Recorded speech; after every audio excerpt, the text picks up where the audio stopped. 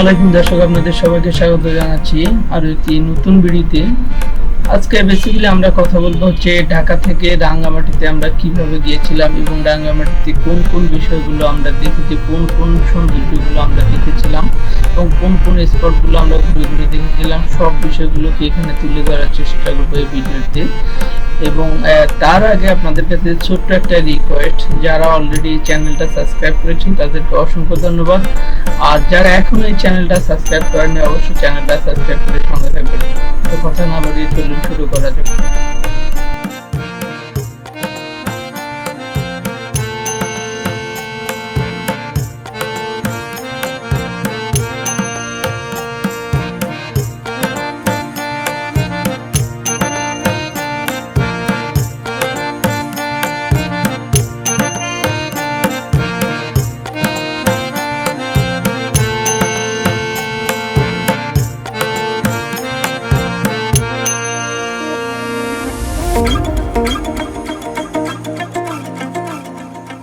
কিন্তু আমরা ঢাকা থেকে মিরপুর থেকে কিন্তু যাত্রা আরম্ভ করলাম এবং আপনাদের বলে রাখি এখন ঘড়িতে বাজে আমার রাত 10টা।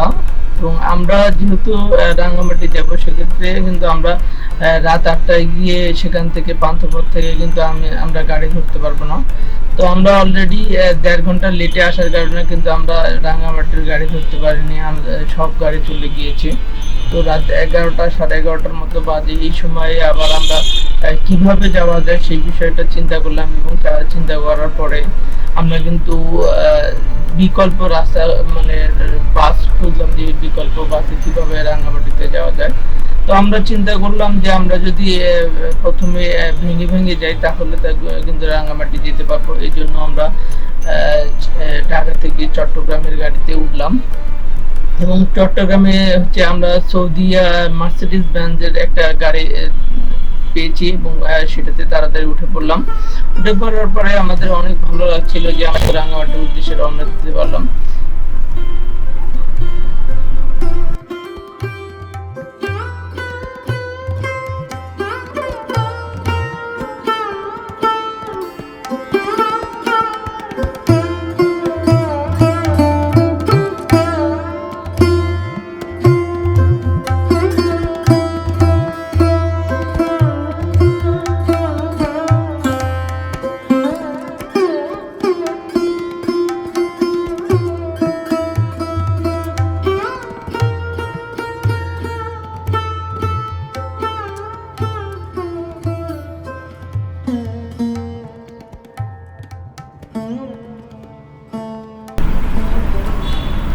আমরা কিন্তু সকাল 6টার দিকে আমরা চট্টগ্রামে গিয়ে পৌঁছলাম। পৌঁছার পরে আবারও আমরা কিন্তু যাত্রা আরম্ভ করলাম হচ্ছে রাঙ্গামাটির উদ্দেশ্যে।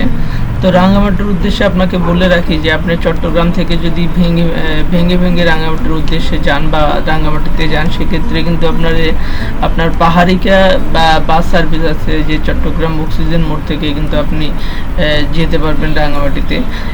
এই জন্য আপনাকে অর্থাৎ দুজন যদি যাত্রা করেন 400 টাকা, 300 থেকে 400 টাকার মতো ভাড়া নেবে এবং খুব সহজে কিন্তু আপনি এখানে যেতে পারেন। এবং রাঙ্গামাটিতে আপনার যেতে গেলে কিন্তু চট্টগ্রাম থেকে রাঙ্গামাটিতে যেতে গেলে আপনাকে 2 ঘন্টার মতো, 2 থেকে 2.5 ঘন্টা সময় লাগবে।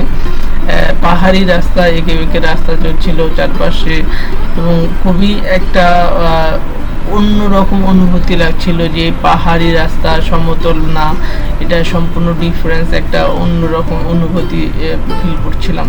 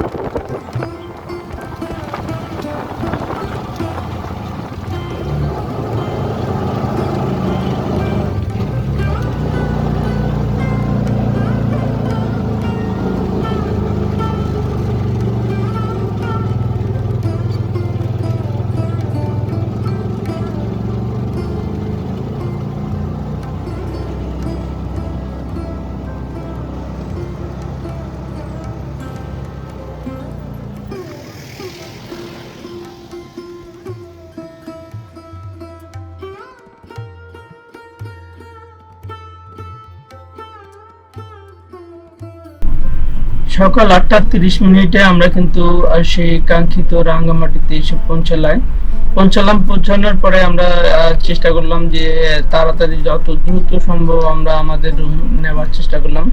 তো আমরা একটা রুম পেয়ে গেলাম এবং অবশেষে আমি এবং আমার ভাই সেই রুমে গেলাম এবং একটা যেহেতু অনেক বড় একটা জার্নি করে আসছি, চিন্তা করলাম যে এসি কেবিন নেওয়া যায় কিনা। তো এসি কেবিন নিয়ে কিন্তু আমরা ওই রুমে প্রবেশ করলাম এবং রুমটা যথারীতি আমার কাছে ভালো লেগেছে। চারপাশটা পরিবেশ, হোটেলটার পরিবেশটা অনেক সুন্দর এবং খুবই নিরিবিলি একটা পরিবেশ। এখানে আপনি যদি সিঙ্গেল এবং ডাবল বেডের কিন্তু এসি ওয়ালা রুম পাবেন। তো অবশ্যই চেষ্টা করবেন, যদি আপনি রুম নেবার আগে চেষ্টা করবেন যে এখানকার পরিবেশটা আগে দেখার জন্য ভালোভাবে। আর অবশ্যই ভাড়াটা কিন্তু আপনি যাচাই বাছাই করে নেবেন, নইলে কিন্তু আসলে বাইরের লোক গেলে এরা বেশি পরিমাণ টাকা রাখে। তো সব বিষয়গুলো দেখে আপনার যথারীতি আপনি কিন্তু আপনার রুমগুলো বুক করে দিতে পারেন।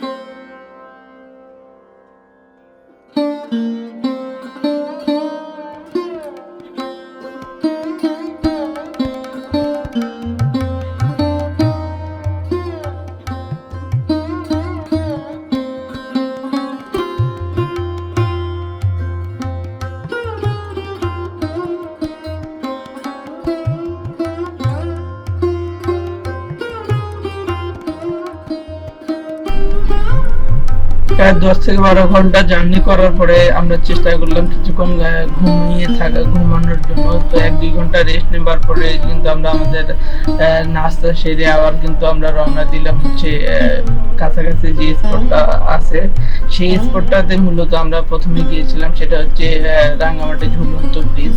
তো এই ঝুলন্ত ব্রিজে আমরা প্রথম দিনে একেবারে প্রথম 11 থেকে 12টার মধ্যে কিন্তু আমরা সেই ঝুলন্ত ব্রিজটা পরিদর্শন করতে গেছিলাম এবং দেখতে গেছিলাম। এখানকার ঝুলন্ত ব্রিজটার অসাধারণ দৃশ্য, যে দৃশ্যগুলো আসলে চোখের সামনে ভাসে, এত সুন্দর একটা দৃশ্য আমি আমার লাইফে অনেকগুলো স্পট দেখেছি, বাট এই জায়গাটার মতো নিরিবিলি এবং খুবই মনোমুগ্ধকর দৃশ্য আমি আমার লাইফে কখনো দেখি নাই। খুব সুন্দর একটা দৃশ্য, আপনি আসলে খালি চোখে আপনি যদি না যান, এখানে না গিয়ে দেখেন, তাহলে হয়তো বিশ্বাস করতে পারবেন না। তো আমি আপনাকে কিভাবে বুঝাবো যে এই জায়গাটা এত সুন্দর। অ্যাটলিস্ট জীবনে একবার হলো এই জায়গাগুলোতে ঘোরা দরকার এবং আপনার অবশ্যই ভালো লাগবে যদি ঘুরতে যান এই জায়গাটাতে।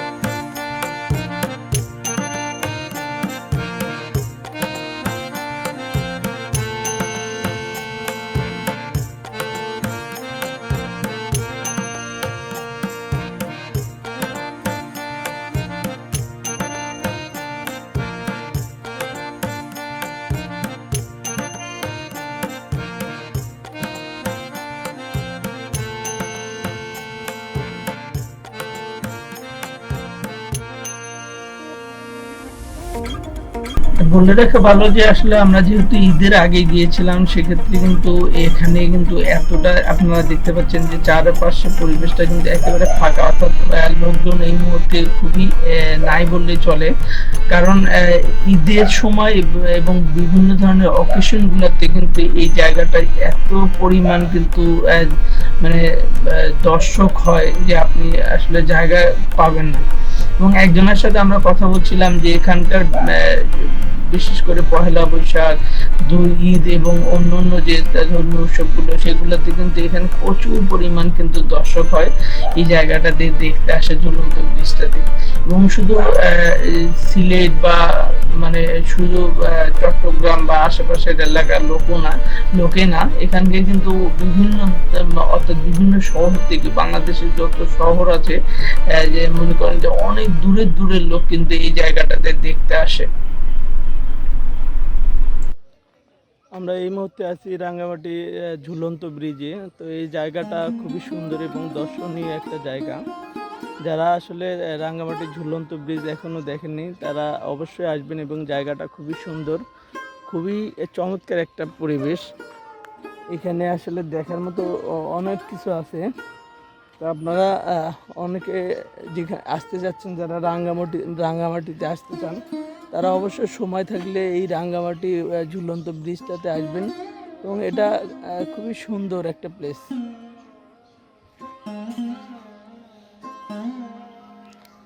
ছোট ছোট আপনারা দেখতে পাচ্ছেন, ছোট ছোট কিন্তু ডিঙ্গি নৌকা আছে এখানে। আপনি ইচ্ছা মতো আপনার মতো করে কিন্তু আপনি মানে ঘুরতে পারেন সেই নৌকাগুলো ভাড়া করে। এবং প্রত্যেকটা নৌকায় কিন্তু এখানে ভাড়া পাওয়া যায়।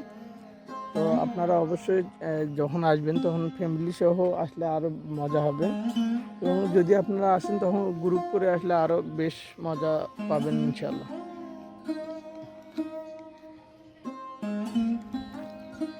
আমি এই মুহূর্তে আছি ঝুলন্ত ব্রিজে। তো আমি গুটি গুটি পায়ে কিন্তু এখানে নামছি। আর আপনাকে এখানে ঝুলন্ত ব্রিজে প্রবেশ টিকিট, তো আপনার পার পার্সনে কিন্তু আপনার 20 টাকা করে এই টিকিটটা কাটতে হয়। তো আমি আপনাদেরকে একটু টিকিটটা দেখানোর চেষ্টা করতেছি। এই টিকিটটা কেটে তারপরে কিন্তু আপনার এই ঝুলন্ত ব্রিজে আসতে হবে।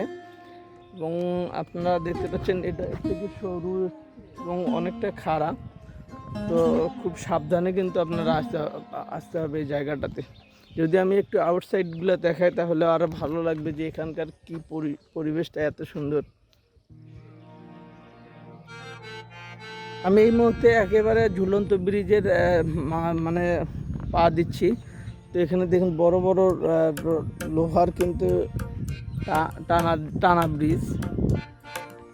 আর এই যে ডিঙ্গি নৌকাগুলো, এগুলো আপনারা খুব সুন্দর। এখান থেকে দেখুন চারপাশে শুধু পাহাড় আর পাহাড়, সাথে কিন্তু বড় বড় লেক। এবং খুব সুন্দর কিন্তু এখানে জায়গাটা। এখানে সাইডে আছে বাংলাদেশ বর্ডার গার্ড, ওনারা এখানে পাহারা দিচ্ছে।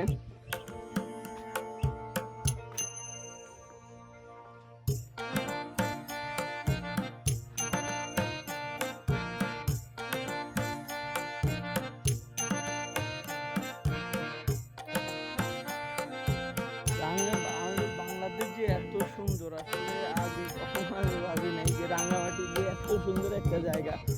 অনেকবার কক্সবাজার গিয়েছি, বাট রাঙ্গামাটিতে কখনোই আসা হয়নি।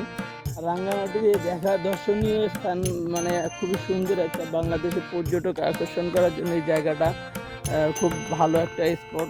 তো সরকারি পৃষ্ঠপোষকতা আরও যদি এখানে মানে বিনিয়োগ করা যায়, তাহলে হয়তো বা আরও ভালো ভালো পর্যটক কিন্তু এখানে আসতে পারে। এই যে শত শত ডিঙ্গি নৌকা এখানে কিন্তু বাধা আছে, আপনি চাইলে ভাড়া করে তারপরে ওগুলোকে কিন্তু আপনি নিয়ে কিন্তু ঘুরতে পারেন। একটা সুন্দর মুহূর্ত কাটানোর জন্য এই জায়গাটা খুবই খুবই ভালো লাগার একটা অবদান যাপনের জন্য জায়গা। আপনারা এখানে আসতে পারেন এবং ঘুরে ঘুরে দেখতে পারেন। আমার খুব ভালো লাগছে জায়গাটা।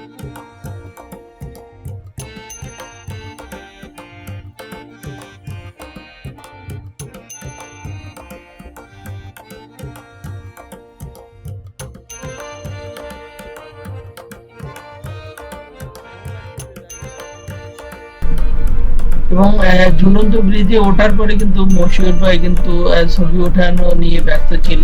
এবং তিনি কিন্তু ওখানে মানে বলছিল যে এরকম জায়গায় কিন্তু উনি এর আগে অনেকবার গিয়েছিলেন, বাট আমি ফার্স্ট টাইম গিয়েছিলাম।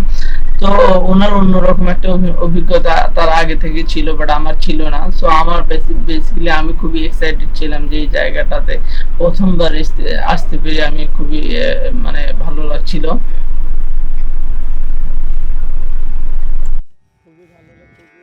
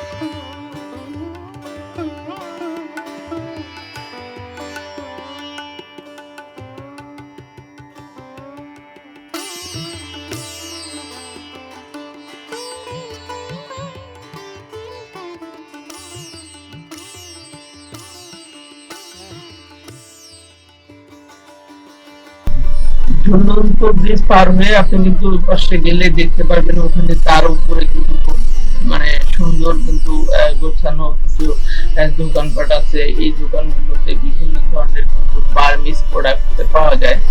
আর এখানে সবচেয়ে মজার বিষয় হচ্ছে এখানকার আনারস গুলো এত সুস্বাদু যে আসলে আপনি না খেলে বুঝতে পারবেন না, এত মিষ্টি।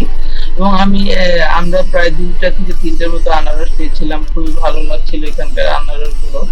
এবং এখানকার গারো বা মারমা সম্প্রদায় তারা কিন্তু বেসিক্যালি এখানে দোকান করে এবং তারা কিন্তু এখানকার লোকাল যে বাজারগুলো সেগুলো থেকে এই ফলগুলো নিয়ে আসে এবং এখানে বিক্রি করে ছোট ছোট দোকানের মতো।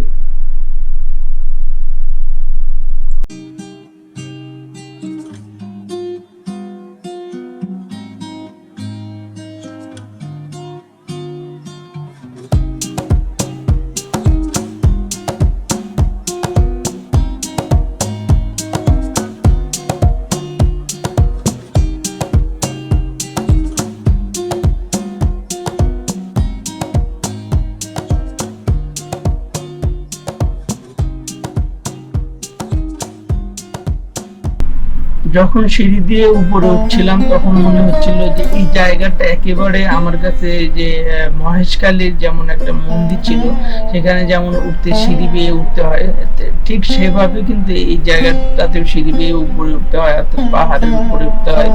এই জায়গাটাকে একেবারে আপনার মহেশখালীর সেই মন্দিরের কথা আমার মনে পড়ে গেল যে ওখানকার পরিবেশ এবং এখানকার পরিবেশটা সম্পূর্ণ ডিফারেন্স। বাট এখানকার আপনার যে সিঁড়িগুলো সেগুলো অনেক খাড়া, তো আপনি অবশ্যই সাবধানতার সঙ্গে কিন্তু এই সিঁড়িগুলোতে উঠবেন, না হলে কিন্তু আপনি পড়ে গেলে কিন্তু আসলে অনেক দূরে ছিটকে পড়ে যেতে পারেন। তো দেখতে থাকুন। কিন্তু একেবারে খাড়া সিঁড়ি, ওখানে কিন্তু খাড়া সিঁড়ি।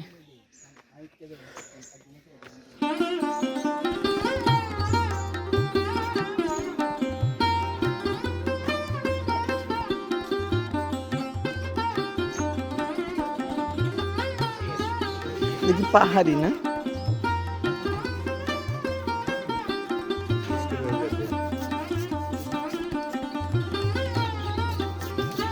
কত করে পার পিস? কত?